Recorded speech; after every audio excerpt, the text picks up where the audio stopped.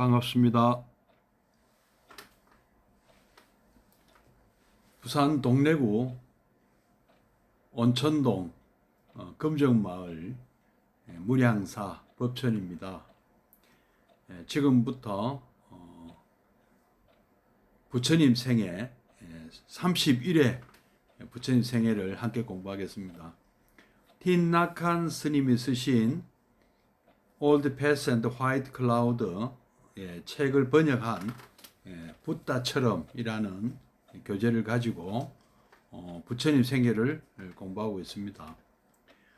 제가 운영하는 네이버에 법천 스님과 함께하는 공부방 밴드에서 라이브 방송으로 매주 화요일 날, 수요일 날 7시부터 1시간 동안 방송을 하고 있고요. 녹화된 내용을 또 유튜브에 지금 공유하고 있습니다. 우리가 2600년 전 이 땅에 오신 부처님을 부처님께서 어떻게 성장하셨고 또 어떻게 깨달음을 얻으셨고 또 어떻게 전법을 활동을 하셨는가 하는 그 과정을 틴나칸 스님 그 특유의 아주 그 온화하고 차분한 그런 어떤 소설 형식의 어떤 그 방식으로 쓰신 이 책을 함께 공부하고 계십니다. 지난 1월 19일부터 시작해서요. 오늘로서 이제 31번째 시간입니다. 이제 오는 5월 19일 일주일 남짓 남았습니다. 5월 19일에는 불기 2565년 부처님 오신 날 맞이해서 모든 우리나라의 모든 사찰들이 부처님 오신 날 봉축 법회를 봉행할 예정입니다. 아쉽게도 여전히 이 코로나 사태가 지속되고 있기 때문에 보다 많은 어떤 불자님들이 동참을 하시지 못하지 않으시겠나 하는 좀 우려가 있는데요. 여전히 우리는 이렇게 조심을 하셔야 됩니다. 특히 건강이 가장 중요하고 법회는 그 다음이다. 저는 그렇게 생각하거든요. 물론 법회도 중요합니다. 이 부처님 오신 날 우리 다니시는 그 사찰에 법회는 어떤 형식으로든 동참을 하셔야 되는데요. 꼭 대면이 아니든 대면이든 또 비대면이든 저희도 우리 무량사에서도 이 라이브 방송을 통해서 비대면으로 현장 중계를 할 예정입니다. 아마 많은 사찰들이 또 이 유튜브나 또는 이 라이브 방송 프로그램을 통해서 SNS를 통해서 아마 비대면 법회를 하실 거라고 이제 생각하고 있습니다. 물론 일부 인원들은 또 이렇게 직접 법회에 동참하셔서 부처님 오신 날을 함께 기뻐하고 우리 부처님을 반겨주시리라 또 믿고 있습니다. 잠시 후 7시부터 부처님 생애를 공부하시겠습니다. 그 전에 3기와 함께 우리 입정까지 하도록 하겠습니다.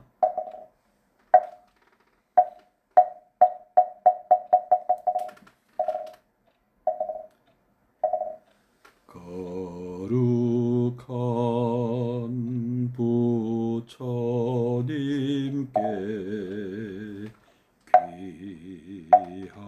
귀합니다.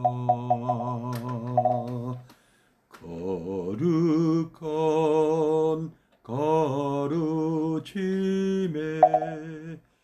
귀합니다.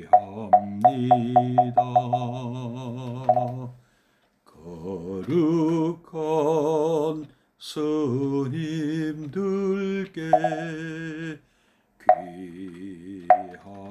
귀합니다.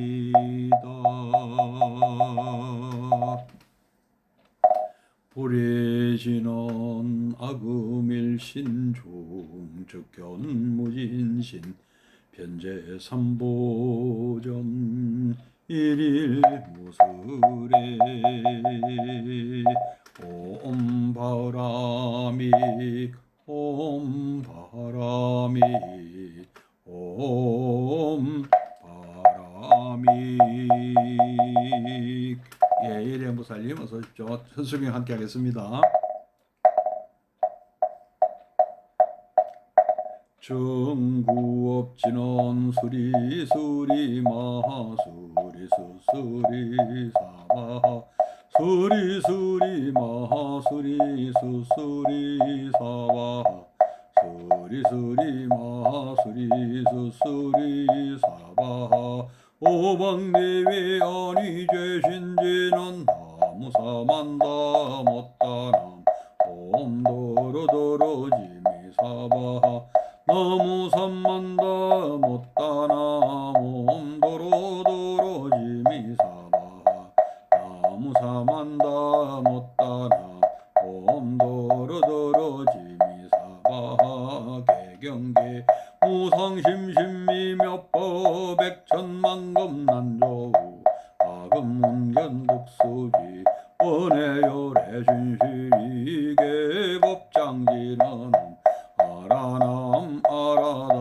옴 아라남 아라다 옴 아라남 아라다.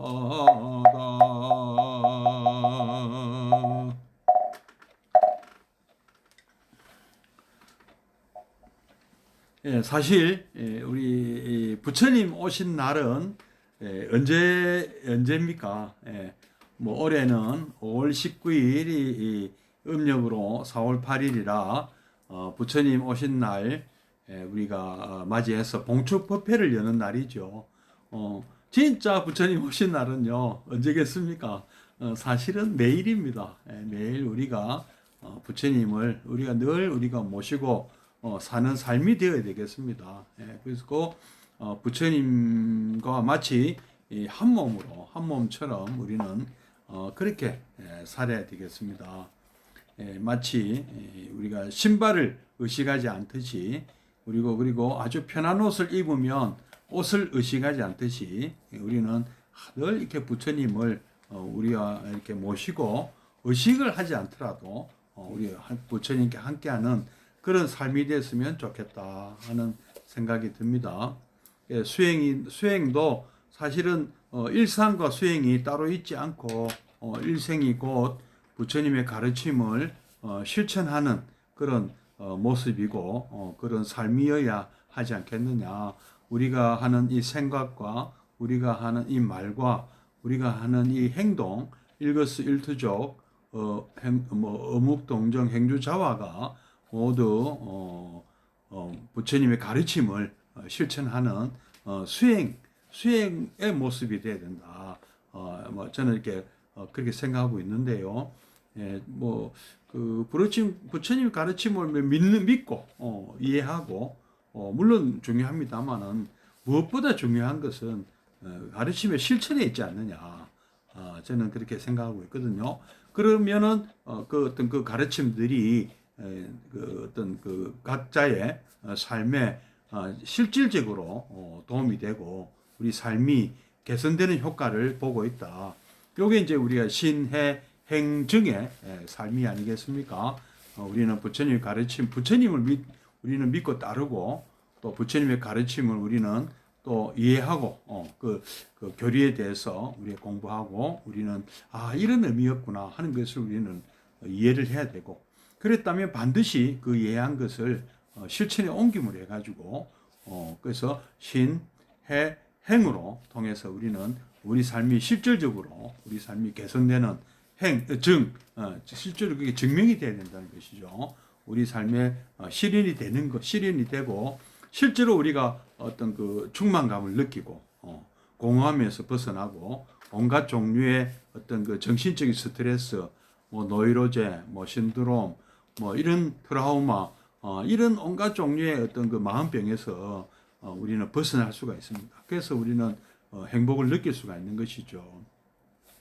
그래서 탐진치 그 삼독심으로 가득 차서 자신도 만족하지 못하는 삶인데다가 세종아 어서 오십시오.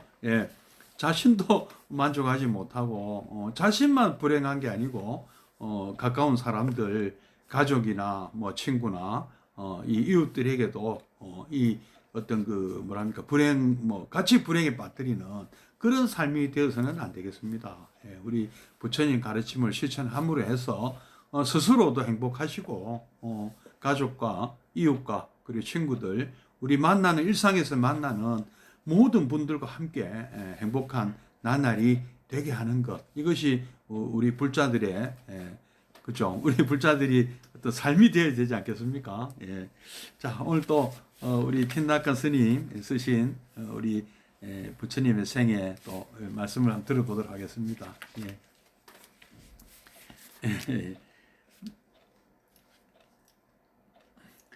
자 이제 시작하겠습니다. 친구들이여 이 길을 왜 정도라 부르는지 아는가? 고통을 피하거나 부정하는 것이 아니라 극복하기 위한 방도로서 고통에 직접 맞서는 것이기 때문이네. 팔정도란 인식하는 삶의 길이며 바른 기억이 그 근간이네. 올바로 기억하는 연습을 통해 집중할 수 있고 그것이 그대들을 이해에 다다르게 할 것이다. 다시야. 바른 집중은 그대들을 바른 견해, 바른 사고, 바른 말, 바른 행위, 바른 생활, 바른 노력으로 이끌어줄 것이네. 바로 우리 그 팔정도를 지금 말씀하시고 계시죠. 우리는 우리가 일상에서 우리는 수많은 두카, 고통, 괴로움, 뭐 이렇게 이런 것을 우리 겪습니다. 이것을 우리가 벗어나기가 좀 힘들죠. 왜냐하면은 우리는 생로병사라는 이런 어떤 그 고통을 겪지 않을 수가 없거든요. 사실은요. 근데 이런 고통에서 벗어나는 방법이다. 그죠? 어떤 형태의 오치용거든, 뭐 구부득거든, 뭐 애별리고든, 또 원증해거든, 또 어떤 종류의 어떤 이 두카 고통도 이 바로 팔정도를 통하면 다 해결이 된다. 그래서 아까 제가 말씀드렸잖아요. 이 부처님의 우리가 부처님을 믿는 만큼 또 부처님의 어떤 그 이 교리에 대해서 이게 그런 말씀이냐 팔정도가 이런 말씀이다 이거죠. 지금 팔정도 설명하고 계시잖아요. 그래서 이 팔정도 따라서 우리 한번 삶을 한번 살아보자. 이것을 한번 실천해 보자. 첫째, 이렇게 고통을 우리는 피하려 하지 마라. 피하려 하지 말고 직접 맞서라. 왜 고통 우리 피하느냐? 고통 그거 알고 보면 아무것도 아니다. 직접 우리가 맞닥뜨리면 아무것도 아니다. 피하지 마라. 피할수록 더 커진다 하는 말씀을 좀 드리고 싶어요. 우리가 무서워서 도망가면 어떤 그 두려움은 더 커지거든요. 그래서 직접 두려워하지 말고 당당히 맞서고 우리 부처님이 내 편인데 이 온 우주가 내 편인데 왜 피하느냐는 거죠. 한번 이를 피하지 않는 방법이 바로 팔정도의 실천이라는 것이죠. 그래서 첫 번째 바른 기억을 해라. 바른 마음 챙김을 해라. 정념이라고 정념 여기 이제 정념부터 먼저 얘기가 나오는데요. 정념부터 어떤 이 수행법이죠. 정념법은 수행법부터 이제 얘기를 하십니다. 틴나칸 스님은 먼저 이 바른 기억이라는 게 무엇이겠습니까? 부처님께서 우리에게 일러주신 그 가르침을 우리가 잘 기억을 하라는 것이죠. 우리가 마치 야구 선수가 타석에 들었을 때 감독의 지시사항이나 어떤 그 코치의 어떤 지시사항 그리고 현재 시합의 진행 사항에 대해서 이것을 잘 염두에 두어야 되지 않겠습니까? 또 마치 우리가 일상생활에서도 우리는 저 같은 경우는 항상 보현행원 10대 서원을 늘 염두에 두고 있어요. 이것을 늘 저는 계속 이거를 내가 지금 하고 있는 이 언행이나 모든 것들이 보현행원의 가르침과 부합하고 있는가를 늘 점검하고 있습니다. 물론 팔정도로 참 점검하는 방법도 있어요. 내가 오늘 과연 팔정도에 부합되는 삶을 살았는가, 살지 못했는가 하는 것도 한번 자기 하루를 복귀하는 아주 좋은 방법이 있습니다. 오늘 내가 과연 바른 말을 했는가, 혹시라도 뭐 잘못된 말을 한 것은 없는가, 그리고 오늘 잘못된 행위를 한 것이 없는가, 또 잘못된 생활을 한 것이 없는가, 이렇게 팔정도에서 점검하는 방법도 있고요. 이 팔정도라는 것이 또 무엇이 바른 것이냐 하고 또 반문을 했을 때 우리 이게 또 쉽지 않은 경우가 있어요. 내가 지금 생각하고 있는 이 견해가 과연 바른 견해냐. 이거 참 이렇게 수많은 이 세상이 복잡하다 보니까 늘 바른 시각을 갖고 여실직연을 한다는 게 굉장히 사실 어렵습니다. 그래서 이제 우리 화엄경에서는 조금 그것을 좀 더 쉽게 이렇게 우리가 행동 지침, 말하자면 우리가 어떤 식으로 생각하고 상대방을 대할 것인가 하는 그 가르침을 주셨거든요. 그것이 이제 첫째가 예경제불이다. 그러니까 일상에서 만나는 분들을 예경을 하라는 거죠. 이 모든 분들을 부처님으로 보라는 말씀이에요.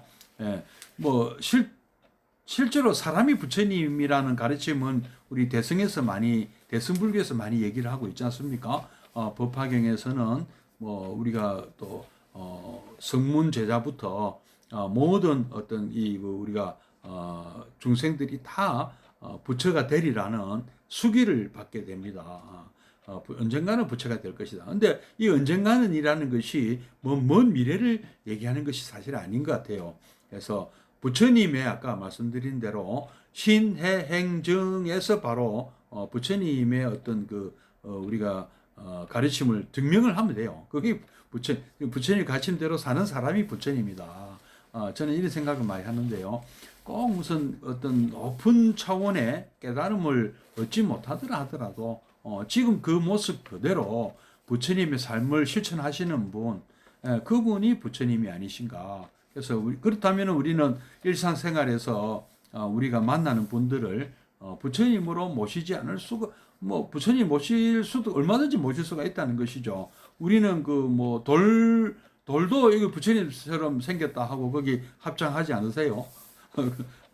그런데 우리는 어떻게 이게 살아 계시는 우리 주변에 계신 우리 부처님을 닮은 우리 이웃들과 가족들과 우리 친구들과 우리 만나는 모든 나에게 인연되어 다가오시는 이 부처님들, 관세음 보살님들 이런 분들을 어떻게 모시지 않을 수가 있느냐는 거죠. 그런 분들을 그렇게 한번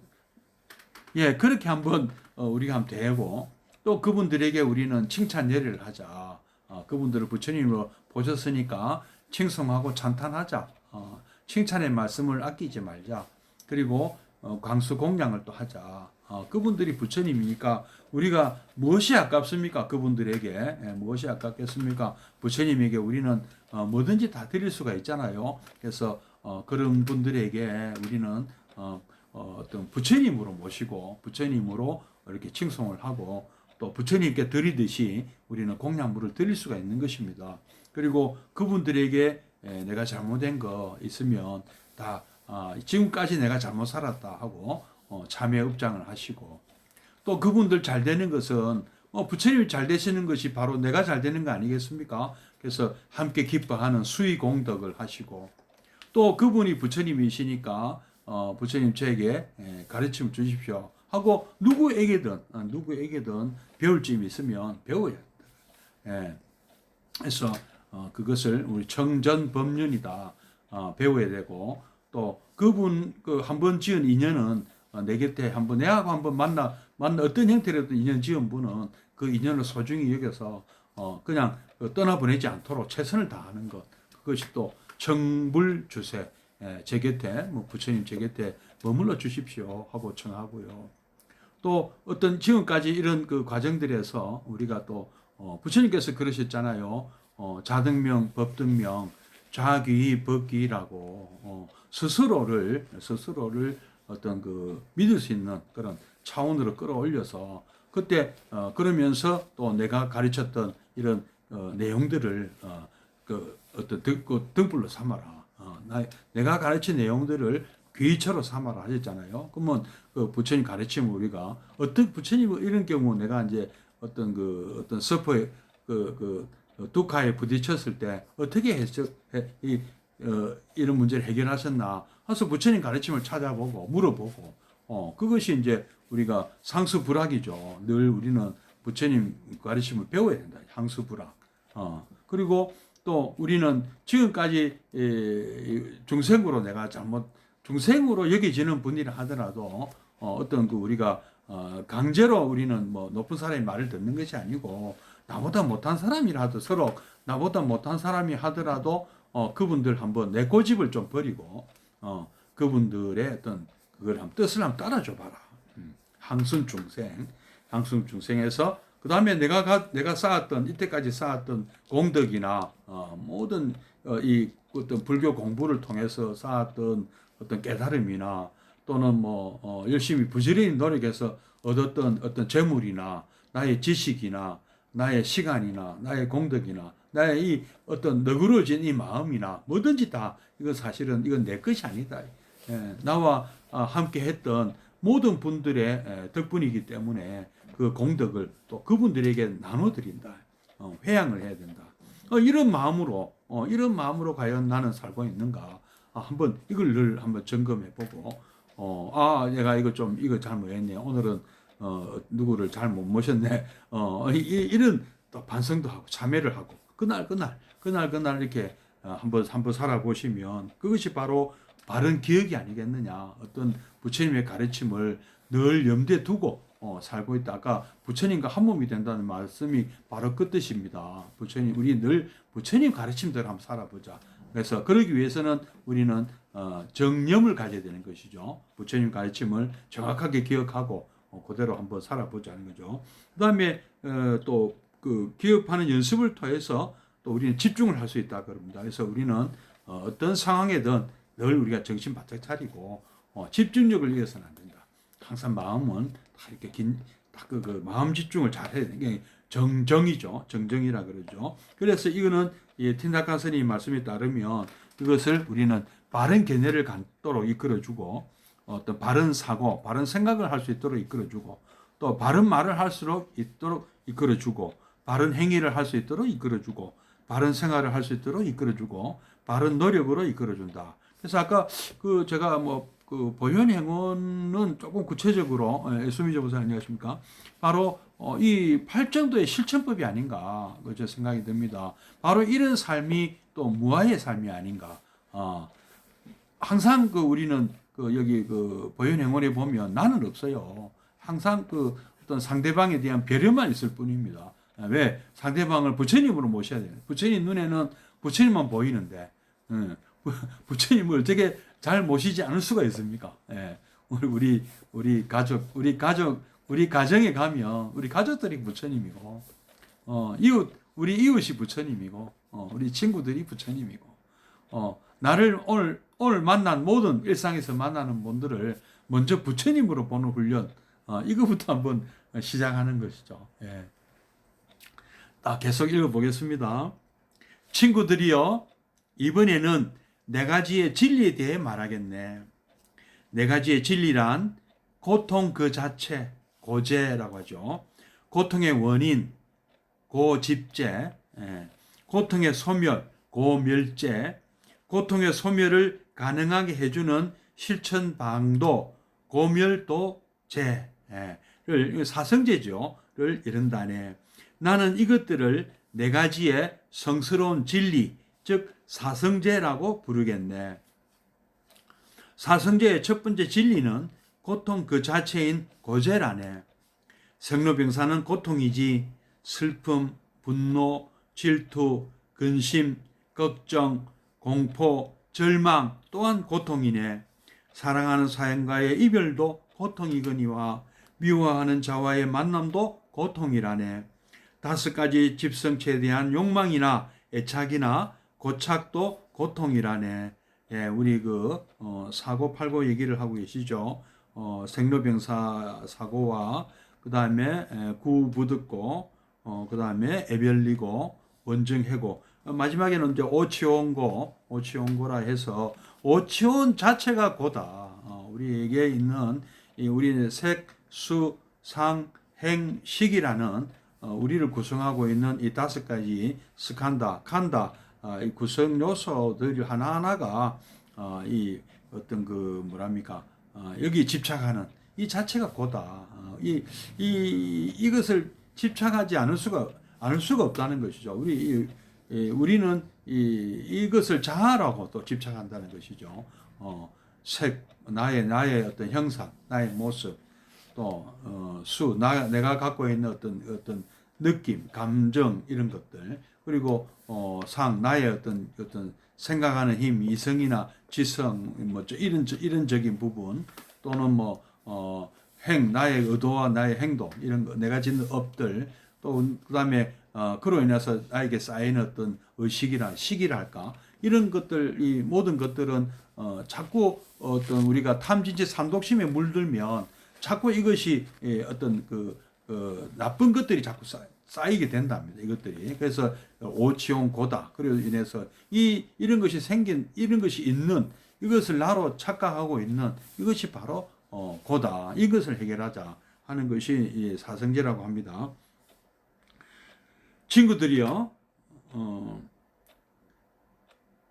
두 번째 진리는 고통의 원인인 집재라네. 무지로 인하여 사람들은 삶의 진리를 바로 보지 못하고 욕망, 분노, 질투, 슬픔, 걱정, 공포, 절망의 불꽃에 사로잡히지. 임명거사님 어서 오십시오. 자, 일단 간단하게 티나카 스님은 설명하고 계십니다. 친구들이여, 세 번째 진리는 고통의 소멸인 고멸죄인의 삶의 진리를 이해하게 되면 모든 근심과 슬픔에서 벗어나 평화의 기쁨을 맞이할 수 있네. 아까 우리 고성제와 고집성제가 우리의 지금 현실인데요. 우리가 겪고 있는 현실인데, 이것만 있다면 참 사실은 희망이 없습니다. 우리 삶은 아무런 의미가 사실은 없습니다. 그러나 부처님께서는 바로 이 멸도의 진리를 발견하셨기 때문에 우리는 이런 현실을 우리는 자각하자. 우리의 삶이 어떤 자꾸 고를 불러일으키는 그런 이 고집죄라는 게 있어서 우리는 자꾸 고를 불러일으키지 않느냐. 그래서 이 고죄라는 것을 인정을 하고 그것을 현실을 우리가 제대로 인식하면은 우리에게 탐진치 삼독심이라는 이 중독이 우리가 걸려 있다는 이 사실을 우리가 인식을 하고 여기서 벗어날 수가 있다는 것이죠. 그 희망을 제시하는 것이 바로 고멸죄고요. 그 희망을 벗어나는 어떤 구체적인 실천법이 바로 우리가 고통의 소멸에 이르는 도성제죠. 그 길을 우리 아까 늘 말씀드렸습니다만은 티나칸 스님께서는 올드 패스다, 옛길이라고 말씀하셨는데 그것을 부처님께서는 싹 닦아놨다. 아주 고속도로로 닦아 이 길만 따라가라. 이 팔정도만 따라가면 틀림없이 우리가 이 고멸성제 우리가 여기서 다 벗어나게 돼 있다. 그런 말씀을 하시는 겁니다. 그래서 그것을 처음부터 좀 팔정도라는 것이 조금 어렵다면, 이해가 어렵다면, 한번 부처님께서 실제로 실천하는 삶을 살았던 보현행을 한번 보현행을 오히려 조금 더 이해하기 쉽고 실천하기 쉽지 않아. 물론 절대 쉬운 것은 아닙니다. 그러나 조금 상대적으로 좀 쉽다는 것이죠. 우선 이해는 나중에 하더라도 당장이라도 내가 만나는 사람들에게 정말 그분들을 존중하고 존경하고 우리는 참 부처님을 한번 받들어 모셔봐라. 만나는 사람들을 그러면 그분들은 나를 하심하는 사람으로 볼 것이고 그런 삶으로 인해서 어떤 우리는 무아를 체득을 못한 사람이라 하더라도 어떤 상대방을 우리가 갑질하지 않고 모든 사람들을 참 그렇게 정말 존경하고 우러러 받는다면 그분의 삶이 바로 부처님이 실제로 그렇게 사셨지 않았느냐. 부처님께서 우리 모든 중생들을 불쌍히 여기시고 이렇게 참 모두 한 분 한 분 우리 이 지금 읽고 있는 이 책을 통해서 보지 않습니까? 어린애들한테도 그렇게 참 자상하고 참 그 어떤 그 불가초 천민인 어린 아이에게까지도 아주 친구로 다가가십니다. 이런 마인드가 이런 마음이 없으면 그 불가능한 겁니다. 그것은요. 예, 내가 일국의 왕자고 뭐 내가 이 깨닫는 내가 참 큰 스님인데 뭐 어디 애들이고 뭐고 막 다 막 나무래기만 한다. 내가 높은 자리에 있으니까 너 나무래야 된다. 그런 부분은 없습니다. 정말 우리가 공부가 많이 되지 최고로 많이 되지 부처님보다 더 공부 많이 되신 분이 누가 있습니까? 근데 부처님도 이런 사람들한테 갑질은커녕 그 친구로 다가섰다는 거죠. 예. 정말 그 입장에서 배려해주고 존중해주고 뭐 한 가지라도 가르쳐 주시려 그러고. 예. 그러니까 뭐 가르치려고 달라드는 조금 더 어떤 뭐랍니까 가르친다는 그런 마음을 갖지 않도록 내가 우리가 나이 많다고 젊은 사람 불러서 막 꾸짖고 왜 길거리에서 담배 피우나 왜 뭐 그러나 뭐라나 이제 그런 것도 부처님은 그런 식으로 하지 않으셨다는 거죠. 예, 알아듣게 점잖게 오늘 뭐 얘기 나온 김에 그래. 그리고 앙굴리마라 얘기가 아주 유명한 얘기 아닙니까? 앙굴리마라는 그 스승으로부터 잘못된 가르침을 배웠어요. 굉장히 이분은 구도자예요, 구도자. 아주 도를 구하는 어떤 수행자였는데, 스승에게 세뇌가 돼가지고, 스승을 잘못 만난 거죠. 그래갖고 이 스승이 너가 도를 이루려면 100명의 사람을 죽여서 그 사람들의 손가락 뼈로 목걸이를 만들어라. 뭐 이런 얼토당토한 그런 우리 가르침을 줬는데도 이 순진한 앙굴리마라는 그거를 진짜인 줄 알고 진실인 줄 알고 정말로 사람을 죽이고 해서 예 잠시 어서 있죠. 그래서 99명을 죽였다 이겁니다. 사람을 막 죽이니까 다 도망갔을 거 아니에요. 그리고 잡으러 갔던 군인이나 경찰들도 다 희생이 돼버리고 그래서 심지어는 그래 어머님이 놀래가지고 아들을 달랜다고 가신다 그러는데 어머님도 아주 나중에 이게 이제 목적과 그거를 이제 상실한 거죠. 나중에는 사람을 죽이다 보니까 그냥 살인마가 돼버린 거예요. 근데 이 부처님께서 그 소식을 듣고 이 앙굴리마라를 찾아가시지 않습니까? 찾아가는데 앙굴리마라는 사람이 아무도 없는데 저 멀리서 어떤 분이 물론 부처님이신데 찾아오고 있으니까 걔 섞어라 하고 막 감지로 쫓아가는데 부처님께서 나는 벌써 섰다. 이제는 네가 멈춰라. 그렇게 하시고 그 부처님의 어떤 거룩한 모습과 그리고 아주 인자한 온화하고 인자한 너그러운 모습을 보고 앙굴리마라가 또 어떤 그런 모습에 또 약간 좀 정신을 좀 차리게 된 데다가 나는 이미 멈추었느니라. 이제는 앙굴리마라 그대가 이제 멈출 때가 되었다. 이게 도대체 무슨 말씀인가 하고 정신을 차리고 지금 방금 말씀이 무슨 뜻입니까 하고 여쭤보니까 우리 부처님께서 부처님께서 막 꾸짖듯이 이렇게 하셨겠어요. 아주 다정하게 네가 저지른 잘못은 이제 그만해야 된다. 더 이상 이 사람을 희생시키지 마라 하고 어떤 설득을 하셨을 거 아닙니까? 어떤 무게감 있게. 그래서 앙굴리마라고 저 같은 사람도 그러면 죄를 용서받을 수 있습니까? 그럼 그럴 수 있지. 지금 자기가 저지른 죄 때문에 더 난폭해지고 더 광폭해졌거든요. 근데 일단은 깔아앉혔단 말이에요. 그것을. 그래서 그러면 저는 어떻게 하면은 제가 이 죄를 벗을 수가 있습니까? 벗을 수 있고 사실 벗을 수가 없죠. 벗을 수 없지만은 부처님께서는 일단 더 이상 살인은 있어서는 안 된다고 생각하시고 더 이상의 살생을 막기 위해서 그렇게 말씀하신 거죠. 이제 칼을 놓고 나를 따라오라 하고 데리고 가서 부처님 제자로 삼으시고 머리 깎여가지고 부처님은 이런 어떤 내나이 사성조 8정도 이 말씀을 법문하셨을 거 아닙니까? 그러니까 앙굴리마라는 사람이 이제 다른 사람이 돼버린 거예요. 부처님 이 가르침을 통해서. 그래서 이제 좀 뒤늦게 파세나디 왕이 이제 이 앙굴리마라를 잡으러 군인들 데리고 왔는데 부처님이 이제 데리고 갔다 하는 말씀을 듣고 부처님 찾으러 왔는데 부처님 앙굴리마라는 내놓으시죠. 그 사람은 부처님이 보호하고 계시다는데 우리가 잡아가겠습니다 하니까 부처님이 그런데 이제 옆에 부처님 옆에 좀 못 보던 스님인데 아주 젊은 스님인데 아주 거룩한 또 풍모의 어떤 스님이 다 옆에 있으니까 이 스님은 좀 못 보던 분인데 이분은 누굽니까 하고 그러니까 이 사람이 바로 앙굴리마라다. 이제는 내 제자가 되었다. 그러니까 파세나디 왕이 깜짝 놀랐잖아요.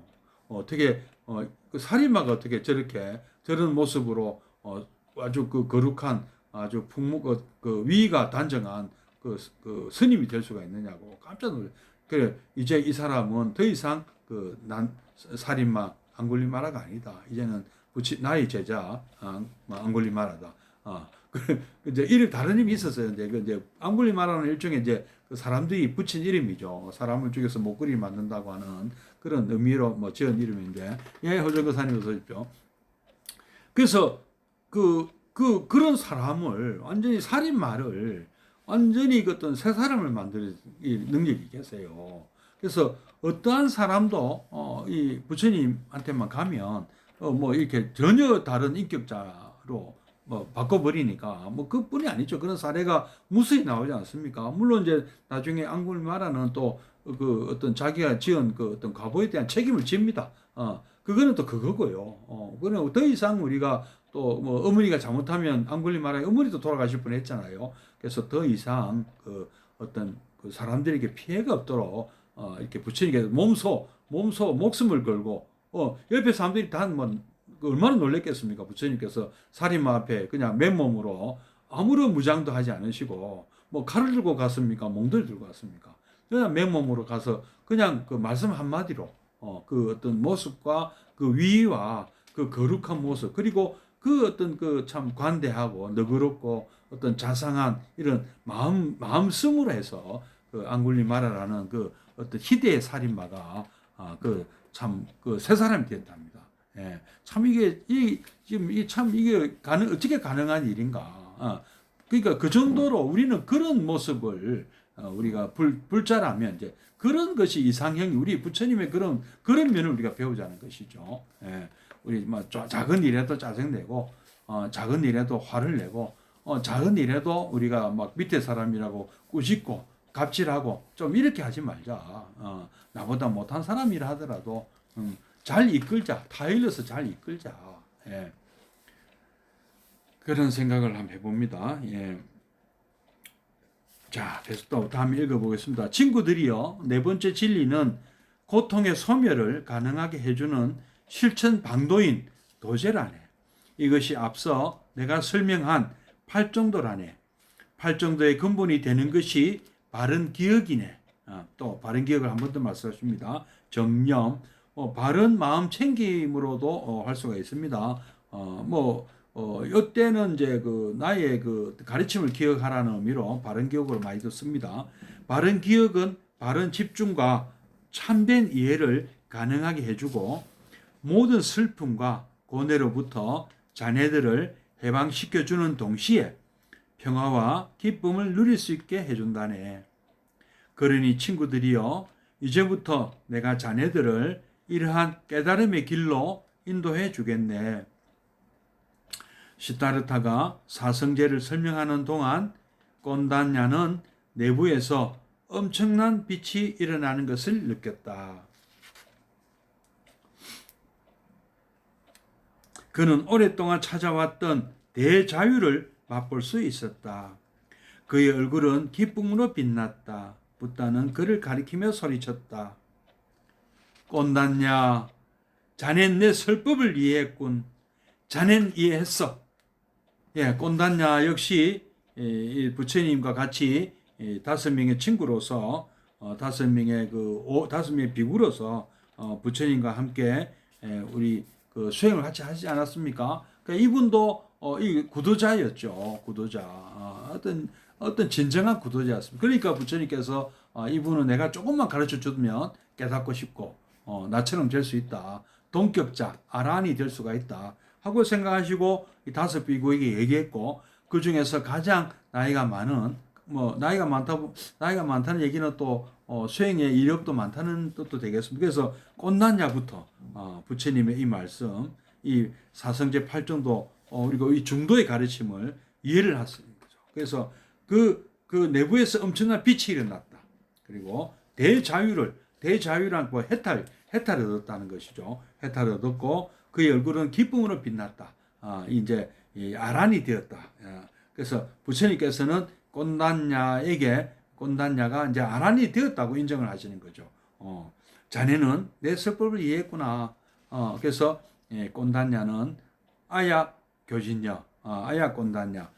드디어 부처님께서 이 부처님이 그 감탄사를 이렇게 하셨대요. 마치 그 유레카하는 그 어떤 아르키메데스가 생각이 나는 그런 장면입니다. 꼰단냐는 붓다를 향해 합장하고는 이거 왜 이게 중요하냐 하면은 부처님이 아니면 깨달음을 얻을 수 없는 것은 아니라는 것이죠. 이 바로 깨달음이라는 것이 어떤 그 누구를 가르쳐서 어떤 그 배움을 배운 사람도 깨달음을 얻을 수 있다는 것. 이게 굉장히 이거 참 중요한 것입니다. 그래서 꼰단냐 혼자서는 평생을 해도 이거 아마 못 이룰 건데 부처님이라는 분이 먼저 깨달음을 얻어서 힌트만 이 사람이 부처님 꼰단냐 수준을 잘 알고 계시기 때문에 무엇이 부족하다는 걸 알고 계셨기 때문에 꼰단냐에게 힌트만 탁 주니까 꼰단냐는 바로 탁 알아챈 거죠. 그것을 그러니까 어느 정도 그러니까 물이 한 100도씨가 돼야 끓지만 이 온단냐는 한 90도 수준에서 물고 있었던 것이죠. 그래서 부처님이 조금만 불 더 떼주고 100도씨를 만들어 주신 것이죠. 말하자면 비유를 하자면요. 그래서 다른 사람 같으면 저 밑에 얼음부터 녹여가지고 올라와야 될 수준을 꼰단냐는 상당히 높은 수준에 있었기 때문에 상대적으로 좀 근기가 우월하다 그럴까 우수하다 그럴까 그래서 좀 상대적으로 좀 쉽게 되었다고 볼 수가 있습니다. 그리고 이제 순차적으로 뒤에 나옵니다만은 5 비구가 차례대로 순차적으로 다 깨달음을 얻어서 아란이 6명의 아란이 등장하게 되는 것이죠. 그래서 이제 아직까지는 완전한 보편성까지는 아니지만 어쨌든 누군가라도 한 사람이라도 직접 깨닫지 못했지만 어떤 성문으로서 부처님의 가르침을 들음으로 해가지고 아란이 된 최초의 어떤 아란이다. 그러니까 부처님은 스스로 깨달은 아란이니까 붓다고 이분은 스스로 깨닫지는 못했지만 부처님의 말씀을 듣고 성문 제자로서 첫 번째 아란이 되신 겁니다. 꼰단냐는 붓다를 향해 합장하고는 절을 했다. 그리고 깊은 존경심을 가득 머금은 음성으로 말했다. 위대한 시타르타여 나를 그대의 제자로 받아주시게나. 이미 제자인데 그대가 인도해 준다면 나는 커다란 깨달음에 이를 수 있을 것입니다. 나머지 4명의 친구들도 붓다의 발 아래 무릎을 꿇고 절을 하고서는 두 손 모아 합장한 채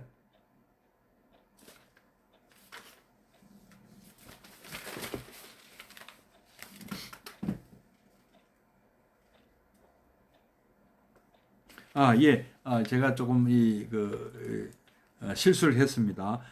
이 꼰단냐는 아직은 아란이 아니고요. 여기서 이제 설법을 이해했다는 것은 이 길로 가면 되겠다. 말하자면은 그 팔정도라는 고속도로에 이제 들어서는 거죠. 들어서 맞습니다, 부처님. 이 길만 따라가면 저도 아란이 될 수 있겠습니다. 하는 것으로 이거 생각을 했고 이제 실제로 아란이 되는 거는 그 다음 장면에 또 나옵니다. 죄송합니다. 그래서 일단은 부처님의 제자 내가 그럼 이제 고속도로 접어들어. 그러면 부처님이 그 가르치는 길을 한번 따라서 내가 수행을 해보겠다 하는 그런 이제 선언입니다. 그래서 나머지 4명의 친구들도 부다의 발 아래 무릎을 꿇고 절을 하고서는 두 손 모아 합장한 채 제자로서 받아주기를 청했다. 부다는 친구들이 일어나도록 손짓을 했다. 그들이 다시 자세를 바로하고 앉자 그는 말했다. 친구들이여, 우르벨라 마을의 아이들은 내게 붓다라는 이름을 지어주었다네. 괜찮다면 자네들도 나를 그렇게 불러주면 좋겠네. 곤단냐가 물었다. 붓다라는 말은 깨달은 사람이란 뜻 아닌가요? 그렇다네. 그리고 그 아이들은 내가 발견한 길을 깨달음의 길이라고 불렀다네. 여기에 대한 자네들 의견은 어떤가? 깨달은 사람, 깨달음의 길, 붓다, 그다음 불도, 놀랍고 놀라워. 그 이름이 아주 꼭 맞겠습니다. 아주 간단하기도 하고 우리는 부처님을 기꺼이 부처님이라고 부르겠습니다. 그리고 그대가 발견한 길은 우리 부처님께서 발견한 길은 깨달음의 길이라고 부르겠습니다. 5명의 수행자들은 한 마음이 되어 시타르타를 스승으로 모시고 붓다라고 부르기로 했습니다. 붓다는 그들을 보고 빙그레 미소 지었다. 친구들이여, 마음의 문을 활짝 열고 맑은 정신으로 수행하도록 해보게나. 그러면 3개월 내에 자네들은 해탈의 열매를 거두게 될 것이네. 붓다는 5명의 친구들을 깨달음의 길로 인도하기 위해 이 시파타나에 머물렀다. 이 시파타나, 이 녹야원에 머물렀다. 그의 가르침대로 그들은 고행의 실천을 포기했다. 더 이상 고행은 할 필요 없다. 우리 부처님께서 또 중도를 이해를 시키셨죠. 날이면 날마다 3명의 수행자들은 음식을 구하러 나갔다가 돌아와서 나머지 3명에게 음식을 고루 나눠주곤 했다. 붓다는 친구들이 빠른 진전을 할 수 있도록 개별적으로 지도를 해주었다. 공부할 시간이 모자라서 세 사람이 그 5 비구 중에 3사람이 탁발을 하는 동안에 그동안에도 2사람이 비구에게 부처님께서 가르쳐 주셨고 그 다음에 또 2명이 또 다음 날에는 또 탁발 또 3사람에게 또 가르쳐서 계속 그 집중적으로 이렇게 가르침 주셨다고 합니다. 붓다는 그들에게 모든 존재의 변함, 무상이죠. 모든 존재의 변함, 재행무상, 그리고 무아에 대해 가르쳤다. 그는 그들에게 독립적이거나 영원한 것이라고는 전혀 없이 끊임없이 흘러가는 5개의 강물과도 같은 5가지 요소를 바라보라고 가르쳤다. 이게 이제 오온을 얘기합니다. 5가지 요소, 즉 오온, 오치온이라고도 할 수 있죠. 5가지 칸다 또는 스칸다는 육신과 색, 감각, 수온, 지각, 상온, 정신작용, 행온, 그리고 의식이다. 식온, 이 5가지 온이다. 그들 자신에게 내재하는 이 5가지 요소를 명상함으로써 그들은 자신과 삼라만상 사이에 존재하는 본질적이고 신비스러운 관계를 보게 되었다. 부지런히 노력한 덕분에 그들은 모두 깨달음을 얻게 되었다. 드디어 깨달음을 얻게 되었습니다. 가장 먼저 깨달음을 얻은 사람은 꼰단나였다. 아까 말씀드린 대로 여기서 꼰단냐가 깨달았다. 야 꼰단냐라는 말이 나오게 되었습니다. 그리고 그 의미는 정말 대단한 의미라고 아니할 수가 없어요. 그래서 이 정도 수준에 이런 사람들이 못 깨닫는다면 부처님의 가르침은 말하자면 보편성이 없는 것이 되어버려요. 부처님이라는 분, 특수한 분 한 분이 그냥 깨달음을 얻는 것이었죠. 그래서 또 부처님의 또 그 특별한 면이 바로 이 면이죠. 누군가를 깨닫게 해주시는 분이죠. 이것이 굉장히 중요한 것이고, 이것이 이 의미는 정말 대단한 의미를 주는 것이죠. 남을 깨닫게 한다는 것, 자기도 깨닫고 남도 깨닫게 해주는 것, 바로 그 사실은 우리가 이제 소승불교라고 사실 이름 부르면 안 됩니다만은 자신의 깨달음만 챙긴다는 뜻에서 그런 얘기를 한 것이거든요. 그래서 그분들은 절대 소승이라는 표현을 우리가 뭐 해는 안 되지만 이 근본 불교라는 것도 우리가 내가 깨닫고 나면 그게 끝이라고 생각하는 것이 아닙니다. 당연히 그분들은 자기가 깨달았으면 또 그 깨달은 바를 제자들을 또 가르쳐서 또 남들을 깨달음을 이끄는 분들이에요. 그래서 그런 생각이 바로 대승적인 어떤 마인드다. 그러니까 대승 뭐 소승 이거 어떤 이 분파적인 이런 것이 아니고요. 남을 어떤 깨달음의 세계로 이끌겠다는 마음 이것이 바로 대승이라는 것이죠. 그리고 뭐 혼자 그러니까 엄밀히 얘기하면은 뭐 소승이라는 표현은 우리 스님들에게 해당이 되지 않습니다. 스님들 중에 혼자만 뭐 내 혼자 깨닫고 말겠다 이런 사람들이 없지 않습니까? 그래서 그런 분이 있었다면 그분은 이제 영각이죠. 독각. 혼자 깨닫고 그 깨달음의 어떤 버피는 혼자 즐기는 것. 그런 분들도 있지 않았겠느냐. 그래서 이제 우리 독각성 또 영각성이라고 부르는 분도 있다. 그분들이 말하자면 진짜 뭐 소승이라고 부를 수 있는 것이죠. 부처님께서는 바로 그런 길을 택하지 않으시고 이 깨달은 바를 이 우리 수많은 중생들을 위해서 우리 이 한 사람이라도 더 이 깨달음의 세계로 이끌려고 노력을 하셨고 또 깨달은 바를 또 제자들에게 너희들도 가서 또 다른 사람들을 이 세계로 그 사람들의 행복을 위해서 그 사람들을 이 길로 또 한번 배우고자 하는 사람들한테 가르쳐 주라. 전법을 해라 하고 하신 것입니다. 부지런히 그들은 모두 깨달음을 얻게 되었고요. 가장 먼저 깨달음을 얻은 사람은 꼰단나였고 2달 뒤에는 바파와 버하디아가 뒤를 이었고 조금 더 지나서 마하나마와 아사지도 아라한의 경지에 이르렀다. 그래서 모두 6분의 아라한이 등장하시는 거죠. 붓다는 크게 기뻐하며 그들에게 말했다. 친구들이여 이제야 우리는 하나의 진정한 공동체를 갖게 되었다네.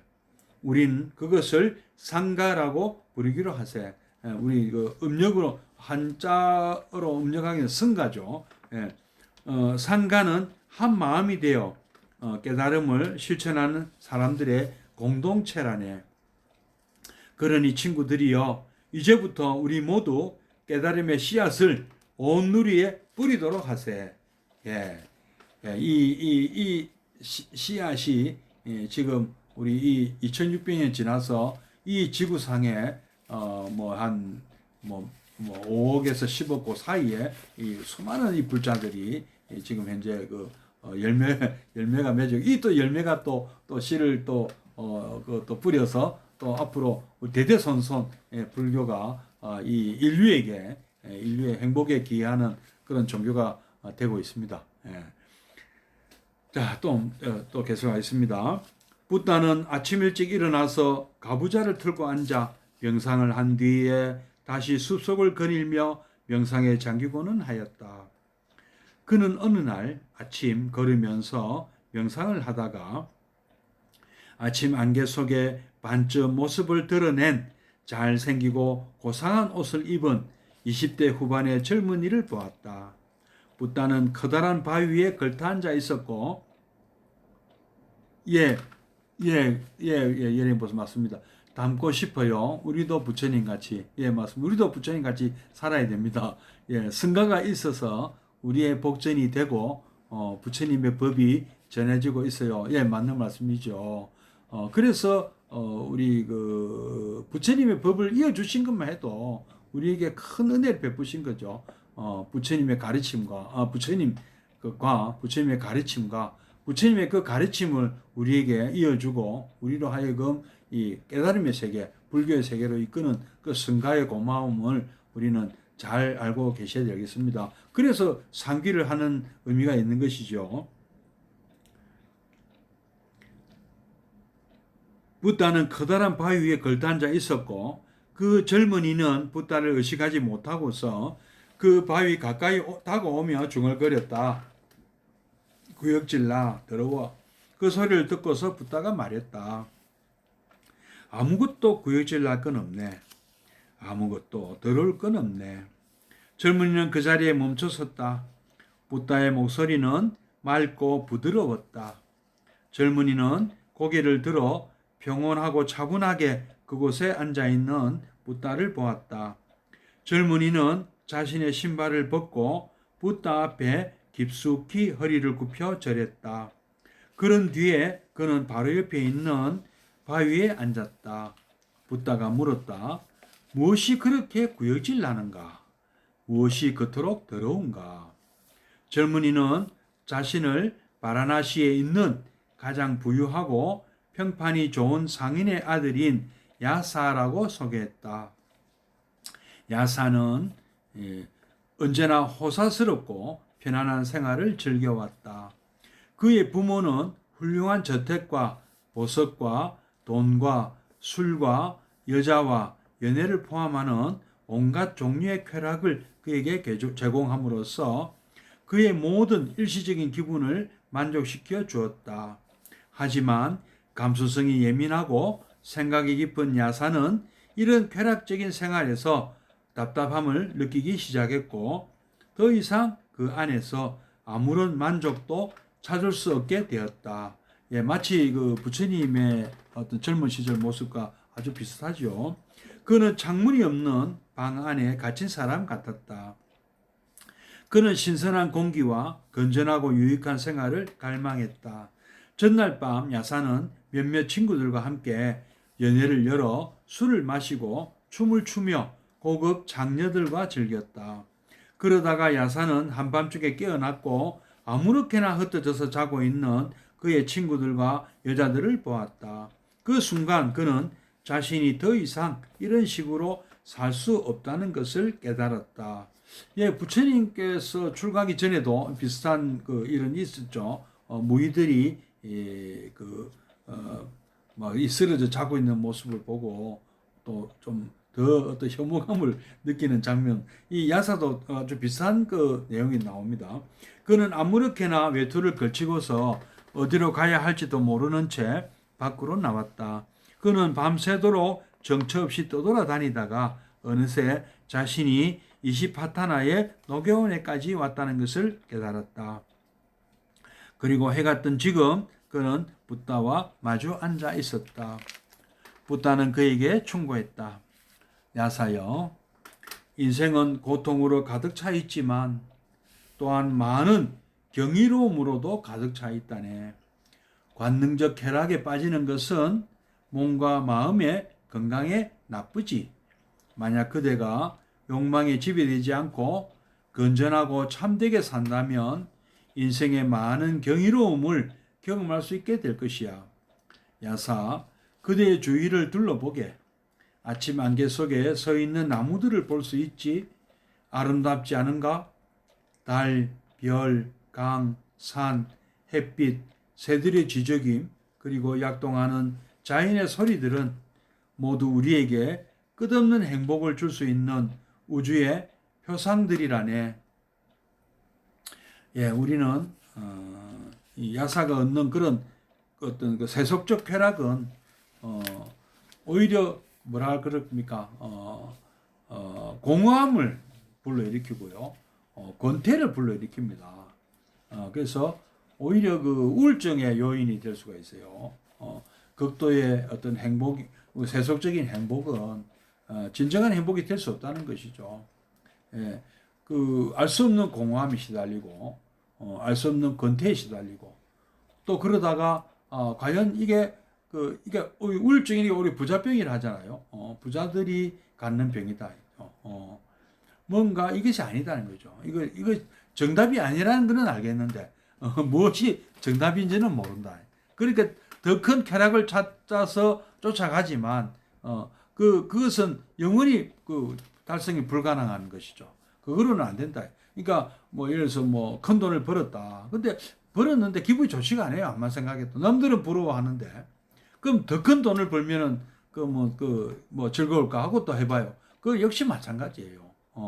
그거로는 그 갈증이 마치 그 바닷물을 마시는 것 같다고 부처님께서 말씀하셨습니다. 해갈이 안 된다는 거죠. 바닷물을 마셔가지고는 오히려 갈증이 더 심해진다. 그래서 그거는 이제 가래라고 표현하시잖아요. 그죠? 그래서 그런 어떤 것을 우리가 안다면 더 이상 세속적 쾌락은 궁극적 해본과는 오히려 아무 상관이 없고 오히려 더 부작용이 더 많아지더라. 오히려 더 불행의 씨앗이 될 가능성이 더 많다. 많이 소유하고 있다는 것은 어떤 많은 괴로움의 요인이 될 가능성이 더 많다. 이렇게 말씀하십니다. 우리가 이런 것들로부터 받는 행복은 쾌락이라죠. 몸과 마음을 여기서 지금 얘기하는 행복은 우리 그 진정한 행복이죠. 몸과 마음을 윤택하게 한다네. 눈을 감고 심호흡을 한번 해보게. 자, 그럼 눈을 뜨게나 무엇이 보이는가? 나무들, 안개, 하늘, 햇살. 이제 그대의 두 눈은 경이로움으로 가득 찼을 것이네. 몸과 마음을 경멸해 왔던 것이 몸과 마음을 이런 경이로움을 경험하지 못했기 때문에 몸과 마음을 경멸해 왔던 것이네. 그러니까 야사는 어떤 그런 쾌락을 누리는 자기 자신을 경멸했던 것이죠. 그럴 수도 있습니다. 공허함이나 이런 것이 오기 때문에요. 환멸감을 느꼈다는 것이죠. 어떤 사람들은 그 때문에 자살을 하고 싶어 할 만큼 자신들의 몸과 마음을 경멸한다네. 그들은 인생에서 오직 고통만을 보지. 하지만 고통은 우주의 진정한 본질이 아니라네. 고통은 우리가 살아가는 방식의 결과이며 인생의 잘못된 이해의 결과이지. 어떤 그 멕시코 어부에게 어떤 사람이 찾아와서 그 제안을 했습니다. 당신은 이런 삶에 만족하고 있습니까? 이런 식으로 뭐 한번 여기 뭐 무슨 뭘 짓고 빌라를 짓고 호텔을 짓고 지금 당신이 갖고 있는 이 땅에다가 멋지게 한번 이렇게 부동산을 짓고 뭘 사업을 한번 해봐라.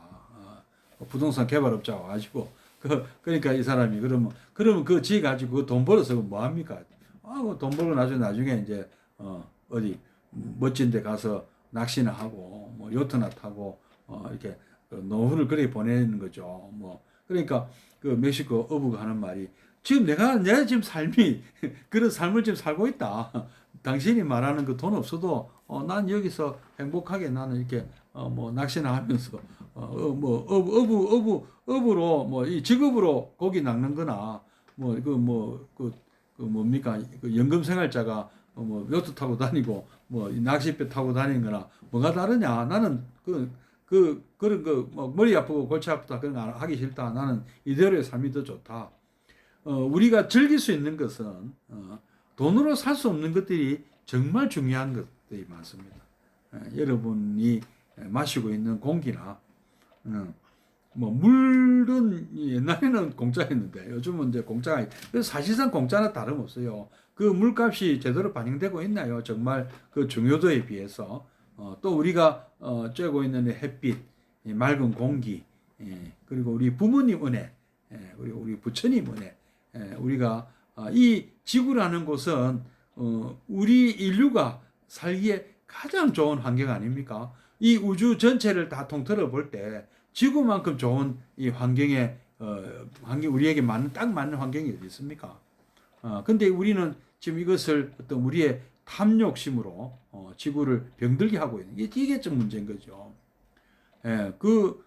아름다운 금수 강산을 몽땅 다 공장으로 만드는 게 좀 좋겠느냐.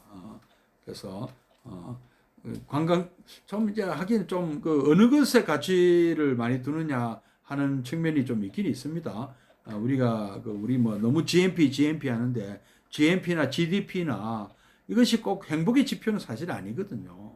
우리가 많이 잘 살게 되었지만 우리가 거꾸로 우리 부탄 같은 나라가 국민들이 다 행복 지수가 더 높다고 하지 않습니까? 거기는 자살률도 없고요. 예. 좀 그래서 뭐 이것이 또 우리가 그렇다면 못 살자는 얘기냐? 뭐 그런 건 아니에요. 우리가 정당한 부를 우리가 우리 제가 불자님들이 정당에 벌어서 정당에 쓰는 것을 부처님께서 한 번도 남불한 적이 없습니다. 근데 지나친 욕심, 지나친 과욕을 항상 경계를 하셨죠. 그것이 자신도 불행하고 자신의 이웃도 불행하게 만드는 그런 것이라면 그렇게 해서는 안 된다. 그로 인해서 우리가 못할 짓을 갑질을 한다거나 어떤 뭐 기업체를 운영하면서 어떤 그 잘못된 그런 그 방법을 쓴다거나 또 남을 속인다거나 그러니까 뭐 물건에서 음식물 가지고 뭐 그 음식물에 장난을 친다거나 뭐 이런 짓을 하지 말라는 것이죠. 예, 우리가 부처님의 가르침대로만 한다면 우리는 얼마든지 우리가 다 같이 행복하게 살 수 있다. 이런 말씀을 많이 하십니다. 자, 오늘 뭐 여기까지 하고요. 입정에 잠깐 들었다가 사홍서원을 하고 마치도록 하겠습니다.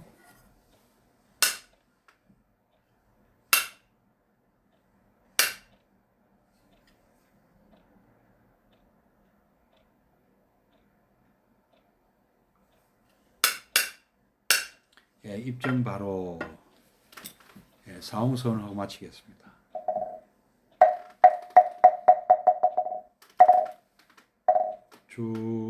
중생을 다 건지오리다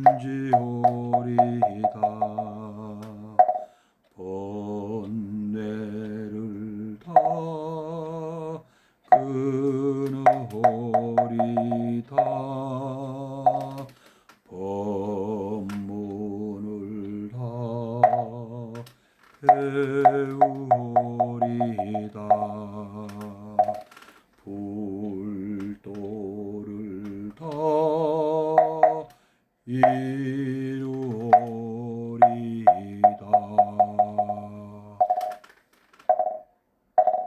승불하십시오. 예, 내일 뵙겠습니다.